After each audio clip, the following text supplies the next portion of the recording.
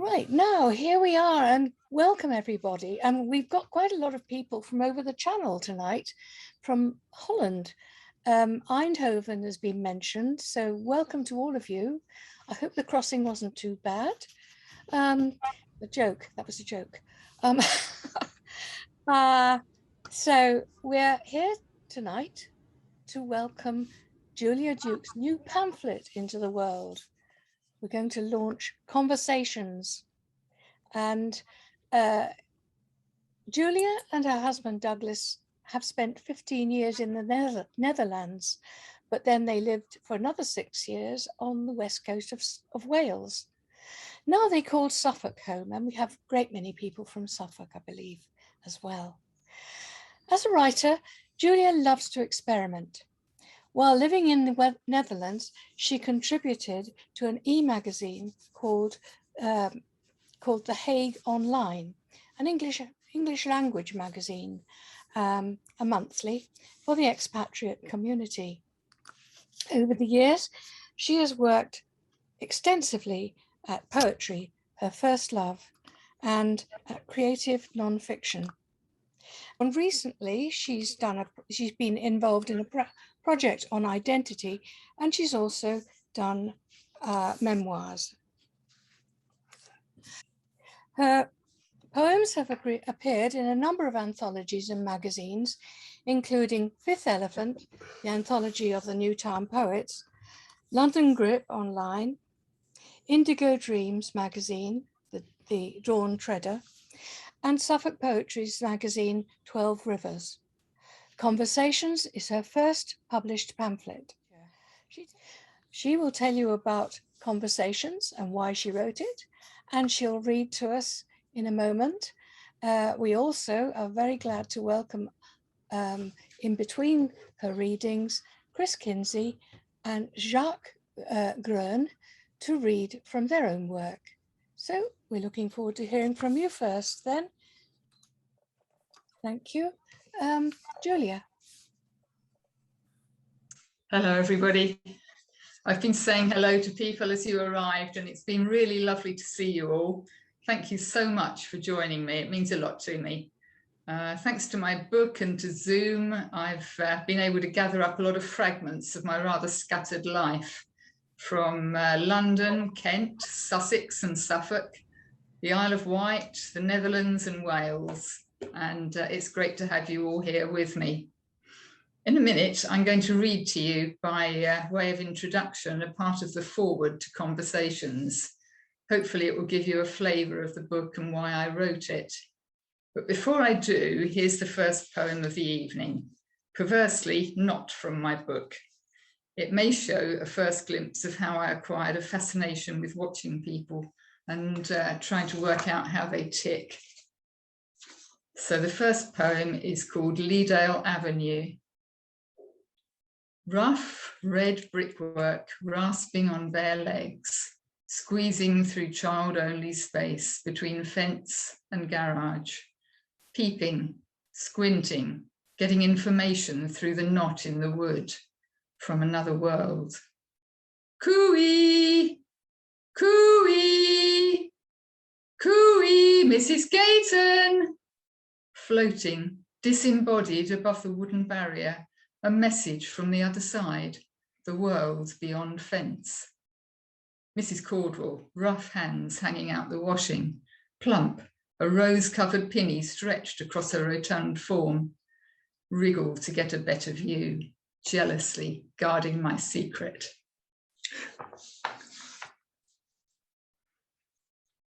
Now, here's what I wrote in my book about how I came to write Conversations. Conversations is the culmination of a lifetime's digging into the whole issue of human connectiveness and intimacy. Experiences of childhood bullying led me to ask deep questions about the ways in which relationships, good and bad, dominate our lives and are responsible for so much of our sense of well-being and mental health. Family, school, house church, and working relationships informed my thinking, until as a mature student at Sussex University in the 90s, I came across the writings of a Jewish philosopher and poet, Martin Buber. Born in Vienna, Buber was abandoned by his mother when still very young and spent his life developing ideas of meeting and mismeeting, the closest translation of a word that he invented to describe his own emotion at the dysfunctional nature of failed family relationships. His small volume of autobiographical writings was entitled simply Meetings and consisted of a series of personal stories in the Jewish Hasidic tradition that documented his own search for closeness and belonging. In Conversations, I take my own look at meetings and mismeetings. Now for my book, Where to Start.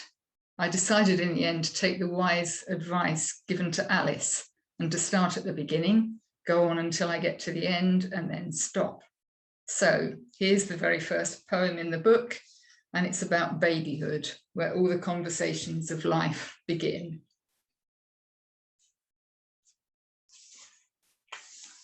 Firstborn. The pram wheels sink deep in fresh, soft snow, sky of baby blue. This January boy seems apt, designed for crisp perfection, unsullied, pristine, sparkling, like the watery Geneva sunshine. Everything whispers new. Drinking in my star-struck wonder, marinated in love, returning my gaze without missing a beat, not a hint of suspicion. Soft, white, baby fresh. Your world is simple, your needs are few. In your world, the closest attention is paid to the tiniest of details, a small fleck of yellow sleep brushed from your eye, the tiniest of milk spots, brooded over anxiously. At feeding time, around your lips, a tiny tinge of blue. Heart-rending tears, followed by utter contentment. Fast asleep now, little one, tiny cheek on tiny hand, breathing deep, deep sighs of satisfaction. Tiptoe softly around him, lest you waken this blissful repose. Once, this was you. Food, warmth, the touch of a hand, a sense of belonging, the simple joy of being loved, and human contact, eye to eye, unashamed, unblinking. Somewhere down the line we strayed and lost our way. How? We never knew.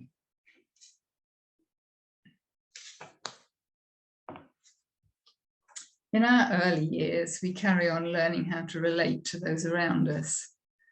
Here are a few of my early impressions of the people that I grew up with.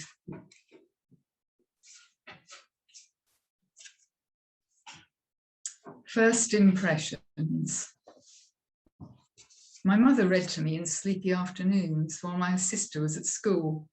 Noddy, big ears, I hated them. Little grey rabbit, I loved. Knew them backwards, word for word. While mother dozed, I prodded, nudged, so she would finish. So I could hear again those precious words I longed for. My mother read to me in sleepy afternoons, but my father, home from work, would sit me on his knee, would tell me of his favourite, told me how the brave and reckless hare played noughts and crosses with the fox. Oh, brave and reckless hare. Hare's great adventure, all my days, was stamped upon my soul.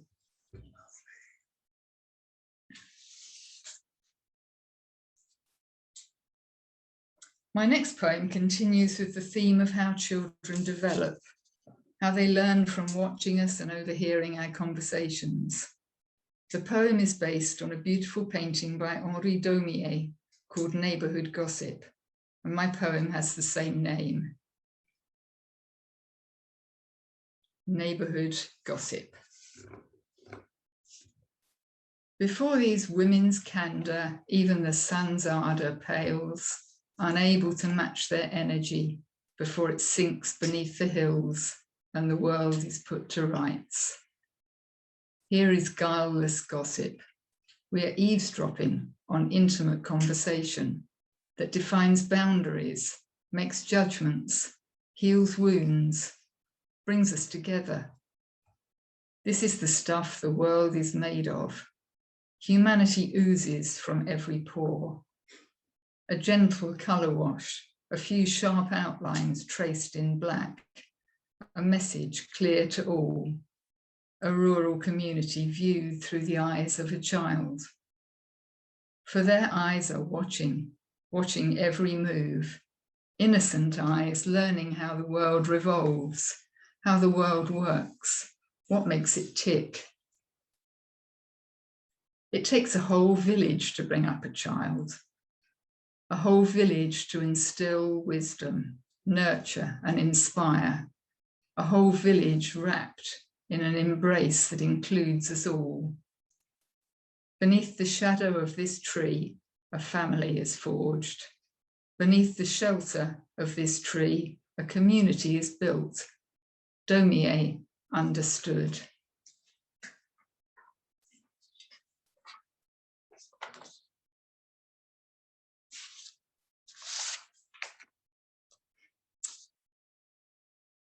Now, a quick look at how things develop in our teenage years. Not always so easy. I love to eavesdrop on other people's conversations, and the particular morning when I wrote this next poem was a great day for eavesdropping. So beware writers that scribble in cafes. Here's some scraps I stole from a bunch of students in a cafe in Dolgellau in Wales. It's called Champagne Cocktails. It was on the billboard, Fizzy Friday, with small print underneath inviting us to sip champagne. A nice way of spending Friday. You need life experience, he said, before you bring someone else into this world. A wise head on young shoulders. Don't bring a baby into this world, not yet. The young man held forth. Champagne cocktails, he said, mentioning the Ritz, the Waldorf, tantalizing stuff. A nice way of spending any day. They talked of jobs, of uni. I'm going to be like 35 before I can have kids, she said. A job's a job, but I wanted more. He's changed a lot from high school. She can't say how, it's personal. I thought he'd give me a lift home, 25 quid for a taxi, a nice way of spending a fortune. You have to dress up smart, he said. We never did. Their lives stretched ahead, full of serious stuff and a lot of fizzy Fridays. I get very merry, she said. I hit my head. It bled and they called an ambulance. It's a funny old world, I said. I've never spent a fizzy Friday. And finally, at least for this set of poems, a poem about a woman that I have some sympathy for, as my voice begins to let me down and starts to get croaky. But this woman also has an attitude problem. I encountered her sitting in a cafe in Aberystwyth while Doug went for an art lesson, and I strolled around the town and along the seafront. All I wanted was a nice cup of coffee and a bit of peace and quiet to scribble. Then this woman came in with a friend and my peace was shattered. She had one of those voices, loud, commanding, penetrating, that you just can't get away from. In the end, my only recourse was to write about her. I called it Monday Morning Cafe.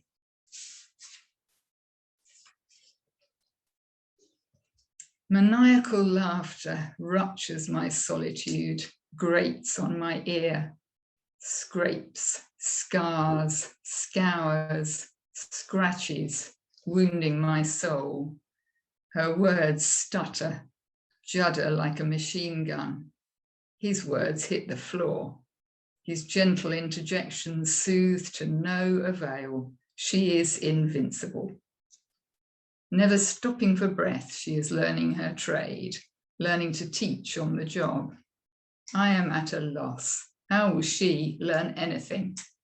conversation a one-way street. I feel for her students. The voice grinds on, punctuated by staccato laughter. I am imprisoned, regressing to school days, those Friday afternoons trapped in the classroom, crushed by expectations, longing for home.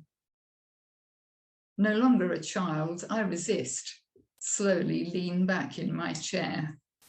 Suddenly she's gone, and my thoughts are my own. Thank you, Janice. Thank you, Julia. Thank you very much. Yes, yes. Oh, I was a teacher. I hope I never did that. I bet I did. I bet I did. Yeah, I bet I did too.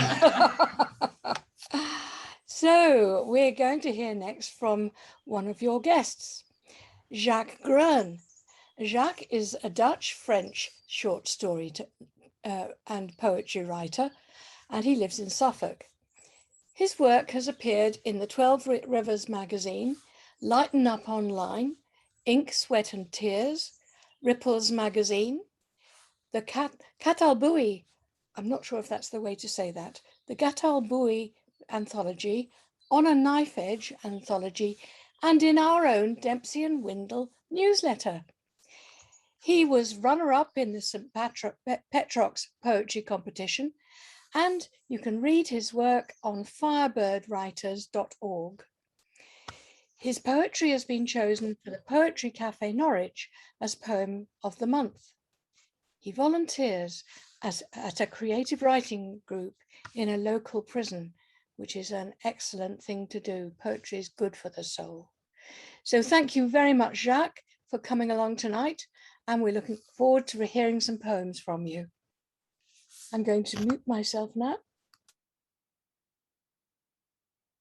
I hope you can hear me. As you said, outside COVID, I help out in a creative writing group in an open prison.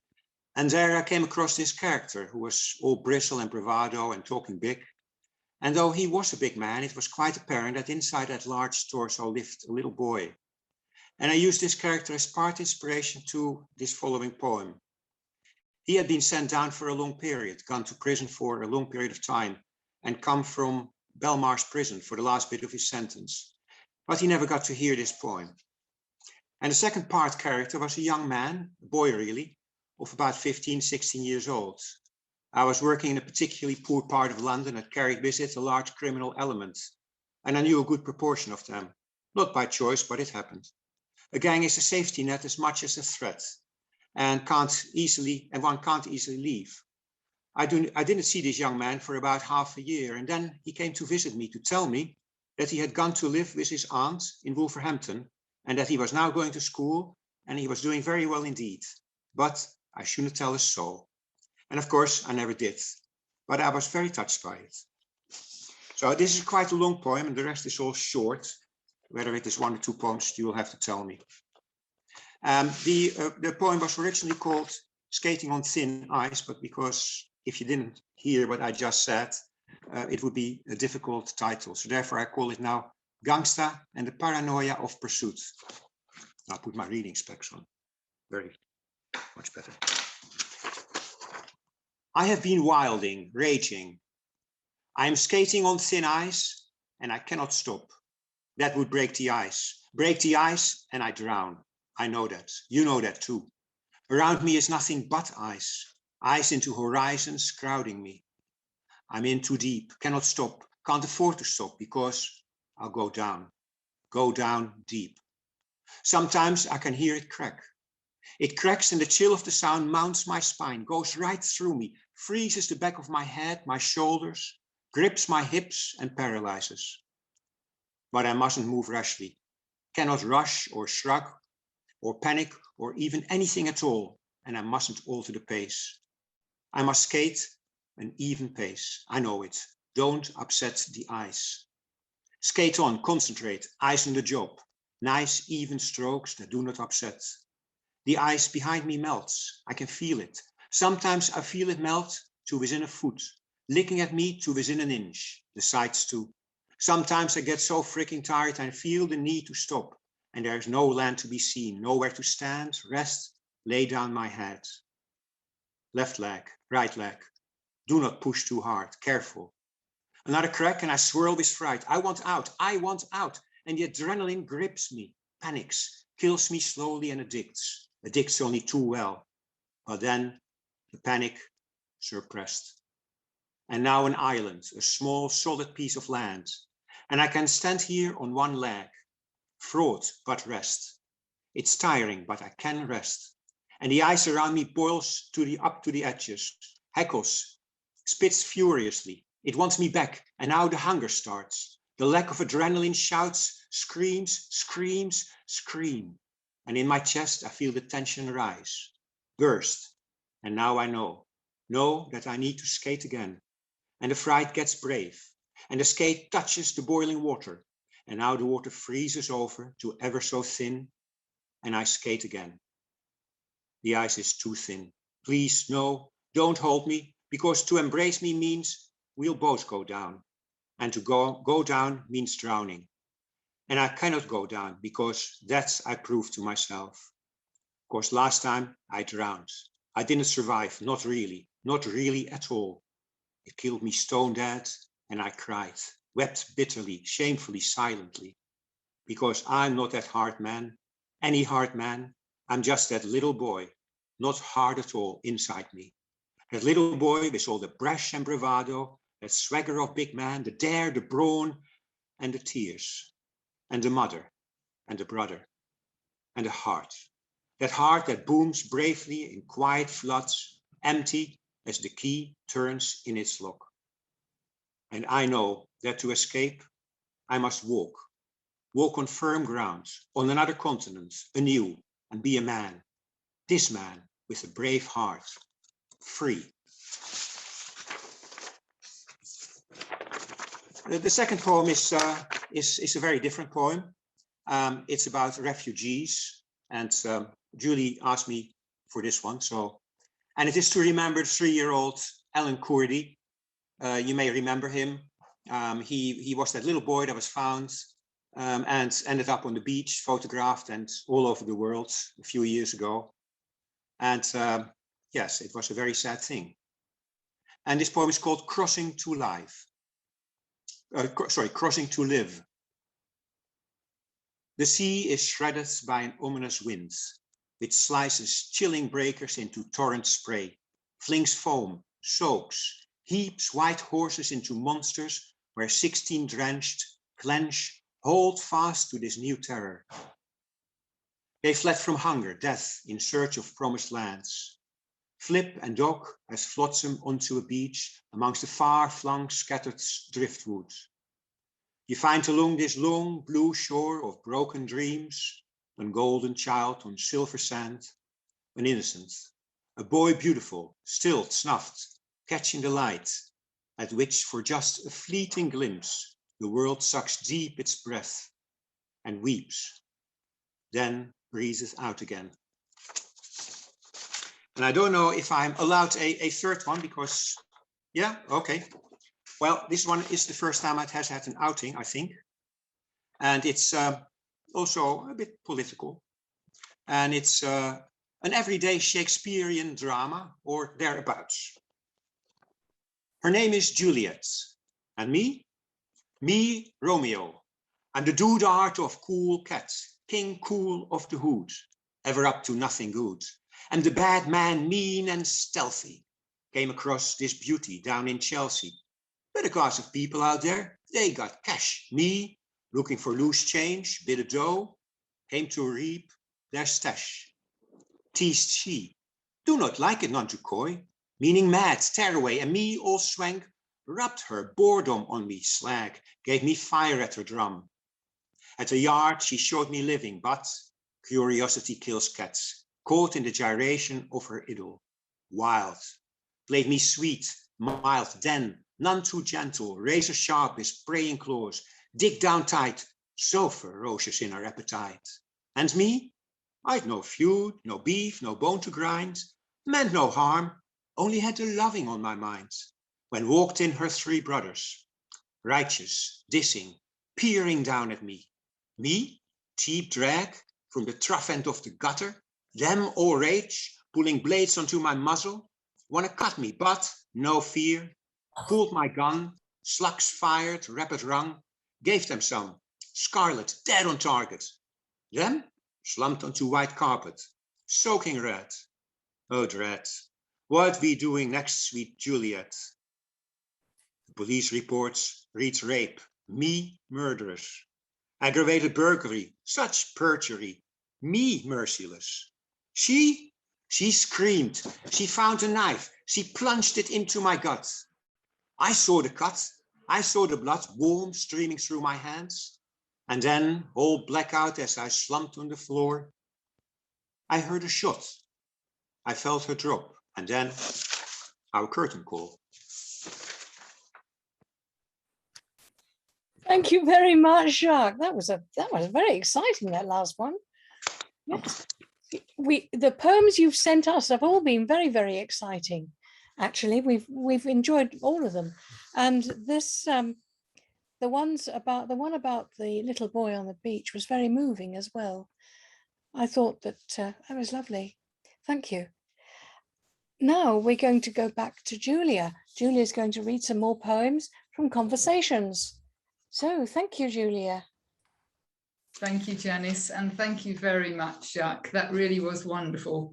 And I shall have the joy of watching them all over again when I see the recording. So that's a bonus. So yes, Jacques Groen, a Dutchman living in Suffolk, which ties up at least two of the fragments of my life, which is really nice. Thank you, Jacques. My second set of poems looks at the upside and some of the downside of relationships. It's not all plain sailing, as we know, but in my next poem, we see a ray of hope. In fact, just to stop ourselves getting too depressed, let's look first at the upside of marriage, which is, after all, a kind of long conversation. Sometimes it goes well and sometimes not, and this one's almost too good to be true.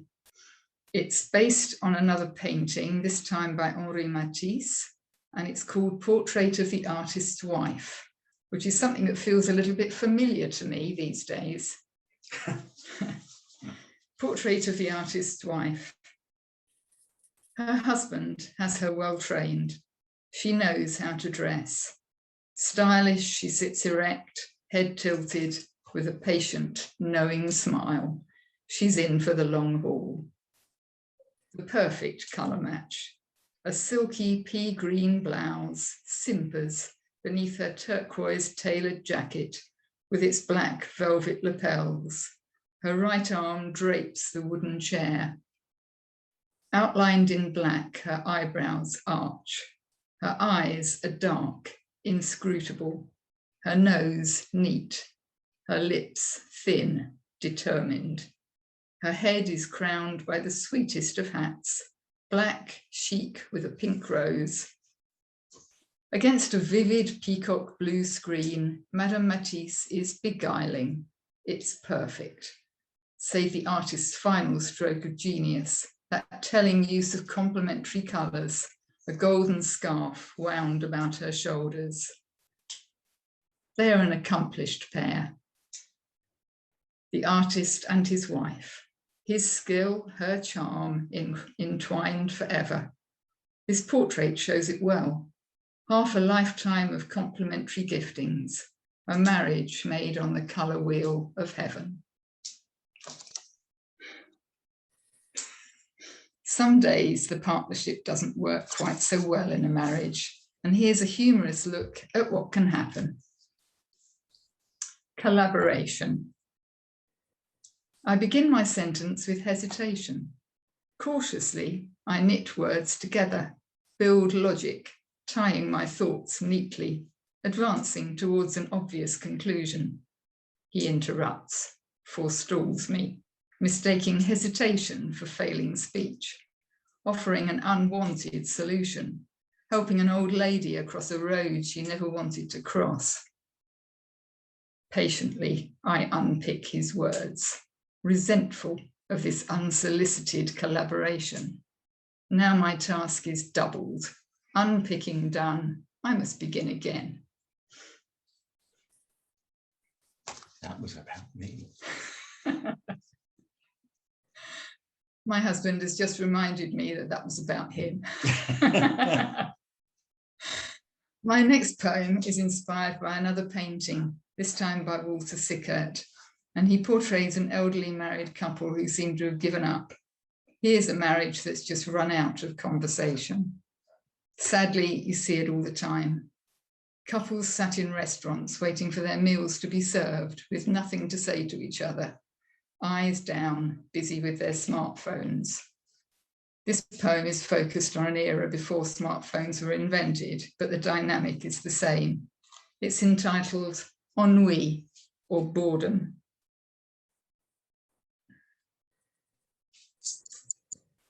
Ennui, gone, long gone, vanished in the autumn fog that crept insidiously, wound itself like a scarf around the throat, a smouldering flame that once burned bright, fluttered, then guttered.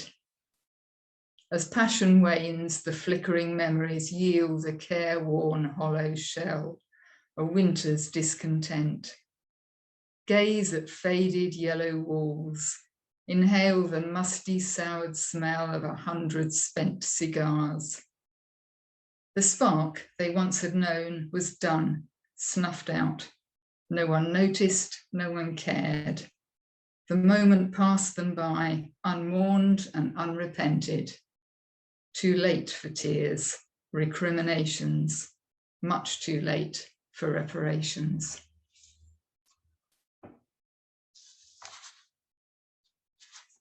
My final poems in this set are about partings, separation, and loss.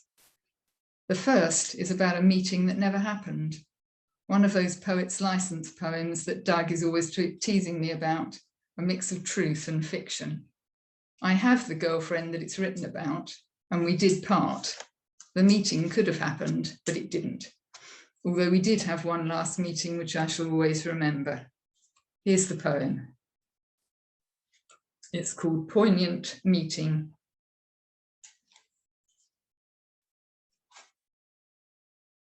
A fleeting visit.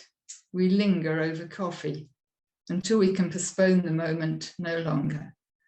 We must return, slowly, reluctantly, each to her own, on opposite sides of the globe, separate lives. We were friends, shared our lives together, a brief moment in time thrown together from different continents, different lifestyles. We were partners in crime, soulmates. One last trip, before what? The unspoken question hovers above the coffee cups, and then we part. It's lovely. My next poem gives voice to that deep cry for relationship that seems to be written into the universe. It's about relating through touch, and it takes us back perhaps to our first experiences of relationship, recalling the way that babies explore the world, not just by sight, but by touch. Once again, it's an ekphrastic poem. It's based on my response to Michelangelo's haunting ceiling painting in the Sistine Chapel. It's entitled Creation of Adam, and my poem is called Mind the Gap.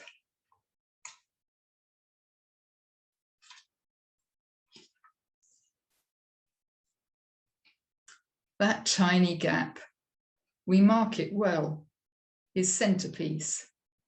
Two hands reach out, two lives impinge, two worlds collide. A reaching out from time and space with limitless potential. That breath of God, the power of touch, so man becomes a living soul. Heart in mouth anticipate that crucial spark, a lightning strike that could ignite the human race, could make it fully human. That tiny gap, we mark it well. Our focal point, the hands reach out, a cry for reciprocity, that echoes through eternity.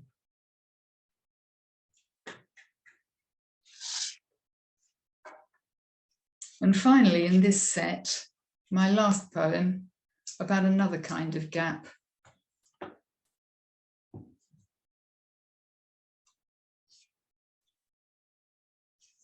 Enigma. 1. Even the sails turn. I still have it, my first grown-up jewellery given by my father, thinking of me, while he vanished on a business trip to Holland. Tiny, perfectly formed silver windmill, a love gift.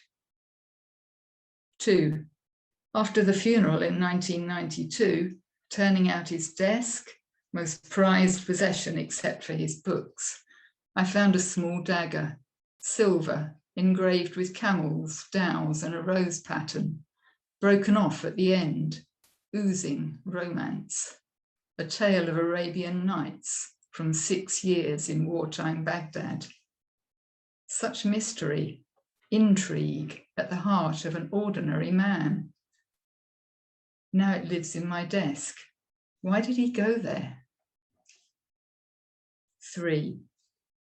The father I knew was an educationalist, an Oxford man, historian, classicist, starched collar, clean shirt every day, dark tie, grey suit, bang on time. I always kept him waiting. A stuffed shirt kind of man. But you were kind. He once said he liked Nana Muscuri. We still have the LP. You could have knocked me down with a feather. 4. I failed at school, passed my exams brilliantly, and then failed to follow his tradition of scholarship, university, intellectualism. I did other things I wanted more. Late developer, a mature student, I discovered red brick Sussex. Rita was finally educated. 5. When he had no further need of education, he promised me his books. I asked him why, and he said simply, because you read them. No one else does. At last, a love we shared, something to talk about as he grew old. The dark green cover of his Ulysses haunts me now, signature on the flyleaf, August 1944. 1,000 pages plus to trace a convoluted day's journey to a failed epiphany that led them to a cup of coffee and a missed meeting, a story that led me to the bloom of a new relationship with that other Stephen who left me his books because I read them, and his absence, an ever-present imperfection in my graduation, 1993 at the Brighton Centre, that Photoshop can never rectify. There we stand, together, caught unawares, proud mum and me, with a wistful look in our eyes. It was in the lap of the gods, he said, how my degree turned out. It turned out well, as it happens, except he wasn't there.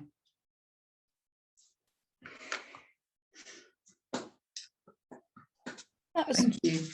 beautiful. I love that last sequence in your book. It was one of the most lovely ones, I thought. Thank you, Janice. Very, very layered. Lovely. Thank you. Thank you. And now we're going to hear from Chris Kinsey. And Chris tells me she always wanted to head for the hills, and she's lived among them in mid-Wales since 1979. She's had 5 collections of poetry published. Her most recent is From Rowan Ridge, and was commissioned by Fairacre Press in 2019. All her books focus on place and both human and creaturely wildlife. She has been BBC Wildlife Poet of the Year and won Natur Cymru's, that's Nature of Wales, Inspired by Nature competition. Chris has also been dubbed Poet Laureate of Greyhounds by the founder of the Greyhound Rescue in Wales, Well, there's a story there, Chris. Let's hear from you. Right. Thank you, and thank you so much for inviting me. It's a real pleasure to see Julia in print and to be part of this. I just hope my greyhounds don't see a cat and pipe up whilst I'm reading. Thanks to Zoom, I've been able to stay in touch with Julia through a couple of writing groups. Now that she's moved to Lowestoft, it would probably be out of the question otherwise. And I read this poem at a group a couple of weeks ago, and she said, read that one at my launch. It's one of the things that we have in common is we quite often go back to childhood and early childhood in our poems. But unlike Julie, this is a poem about moving house. I've only really moved house a couple of times, once when I was 2.5 and only once in adult life. It's coming up to the anniversary of me being in this house for 38 years. So I haven't drifted about and lived in lots of places. So this is called Girl with a Mattock. Packed off to a new house, Dad's tool hoard huddles in the makeshift tent. Through a slit in the tarpaulin, I stroke a curved hickory handle and hoik. Too small to wield the forged head, I tow it clanging down the half-made street. More thrilling to run than my tinny ding-dong that chokes on curbs and never strikes go-faster sparks. Other mothers protest, say I was running amok. Forbidden to take the mattock out, I sulk, use my doll's pram as a wheelbarrow to collect road grit and dump it down drains. Within weeks, Dad built a shed. I had to grow 5 years to turn its Bakelite knob. Sniff metal tools from darkness, their oily film mysterious as midnight. In secret, my fingers screw sticks in the vise and saw them to splinters. When the teeth stick, I break blades, make thunder, shaking the big wolf-grin saw. So I'm going to read a couple from Rowan Ridge now. And I think that this poem, the title is called Eden Was a Vacant Lot. And in one of the poetry groups that Julia and I are in, vacant lot was a prompt one time. It starts with a quotation from Yeats, who's one of my favourite poets. Come away, O human child, to the waters and the wild. Her getaway is the red pedal car. It's hard to drive on the unmade road, so she parks on the vacant lot. Small weeds welcome her, knotgrass, scarlet pimpernel, and a wealth of shepherd's purses. Who wants to nap when there's bitter dandelions to milk and chamomile hearts to pinch and sniff?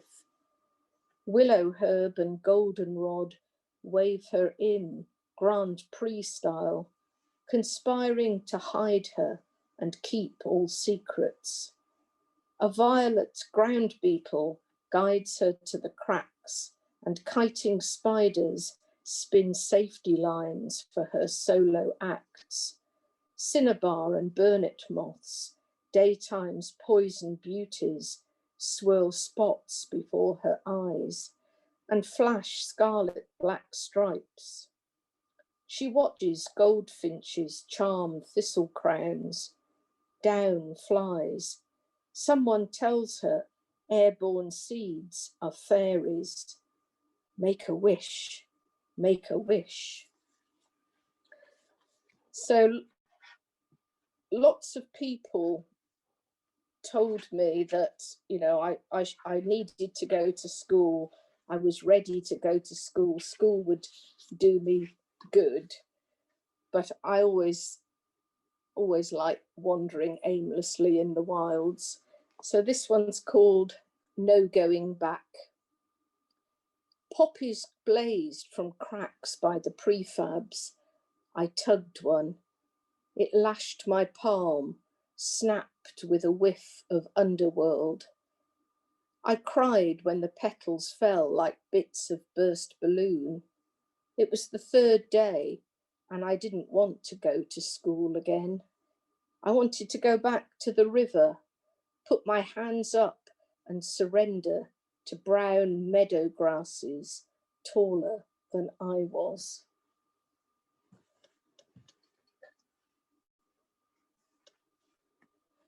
So,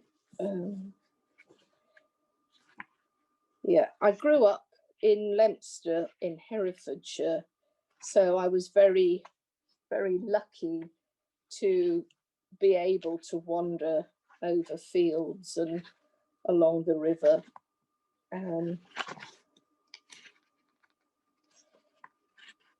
Pages are getting stuck together here. Sorry about this.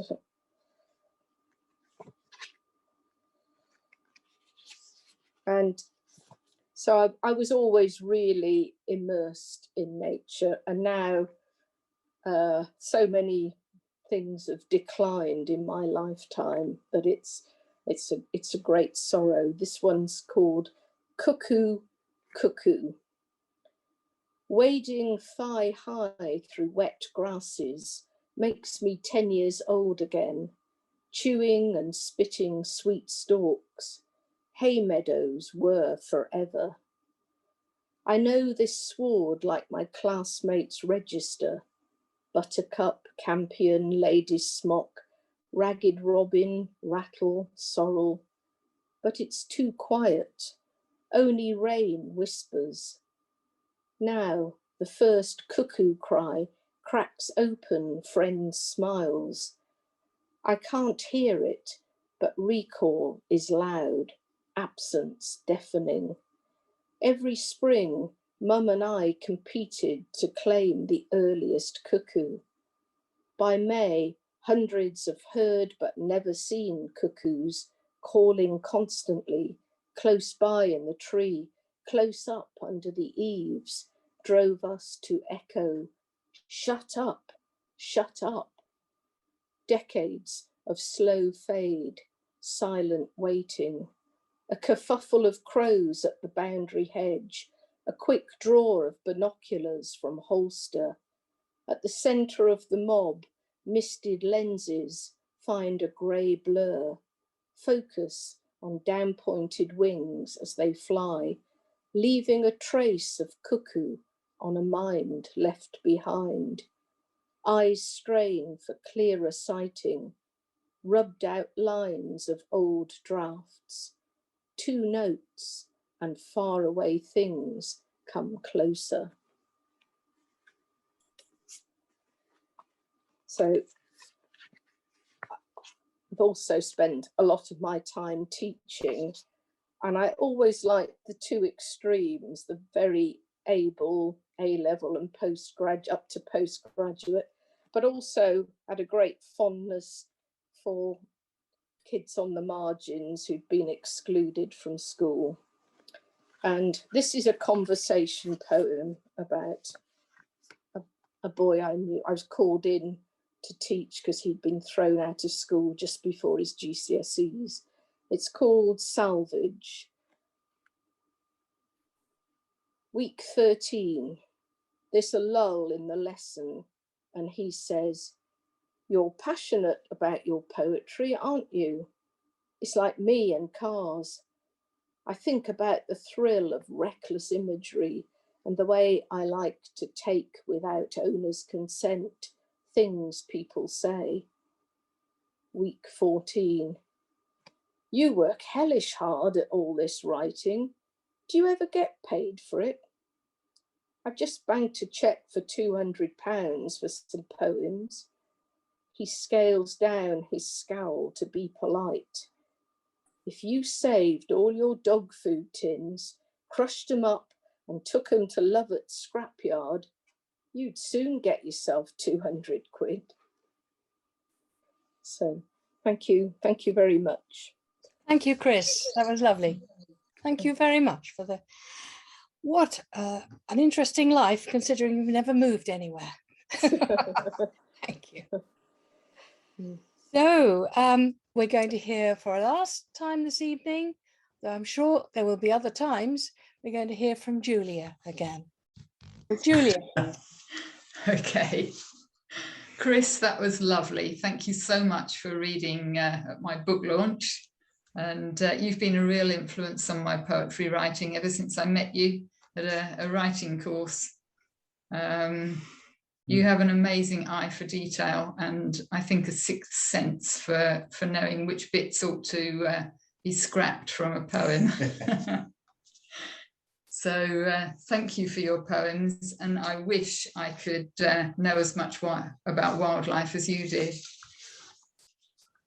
We go out on walks sometimes, Doug and I, and look at a wildflower and say, I wish Chris Kinsey was here, because then she could tell us what it was.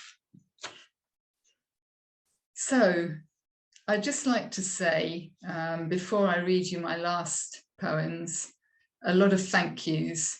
First of all, to my wonderful audience, thank you so much for all coming.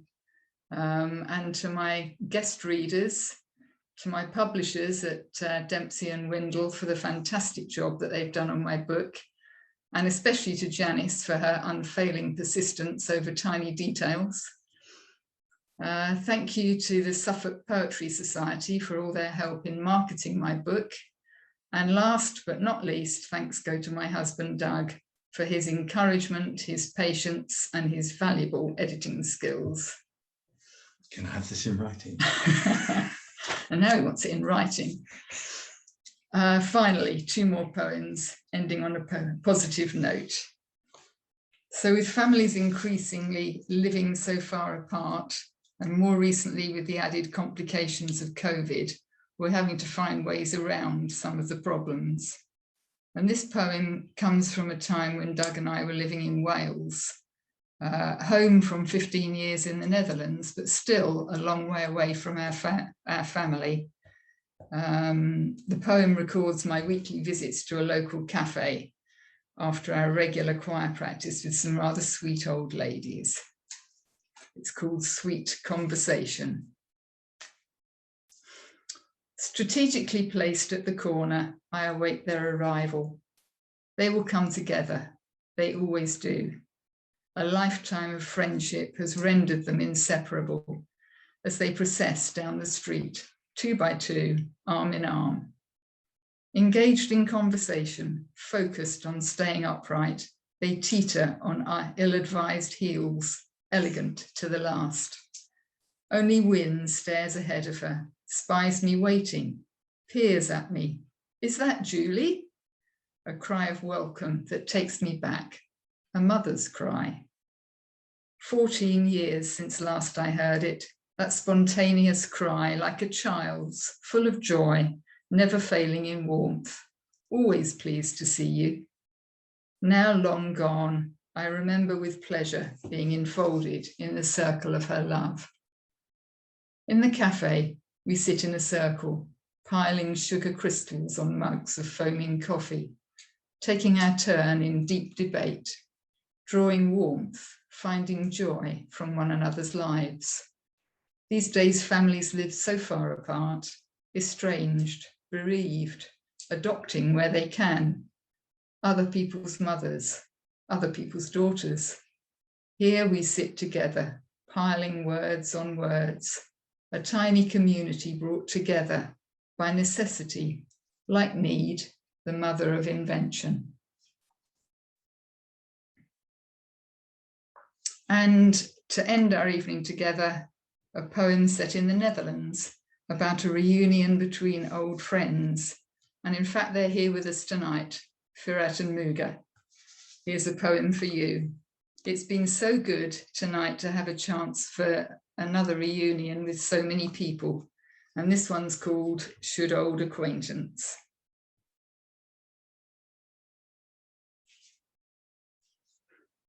should old acquaintance. I am replete, wined and dined, that warm feeling churning in the pit of my stomach. I ponder old friendships, the ones that remain. They have stood the test of time, enfolding me again in that remembered embrace, reassuring me that all is well. I am empowered. The healthy balance that accrued through the sharing of our lives has endured. Warmed by your affection, I am secure. We have come from different lands, travelled by different paths, but here for a short, precious time, our paths have crossed. Now, returning, we feast upon those moments, remember our shared history. After all these years apart, it is still the same. Old friends are like that. What a lovely note to end on. Thank you so much.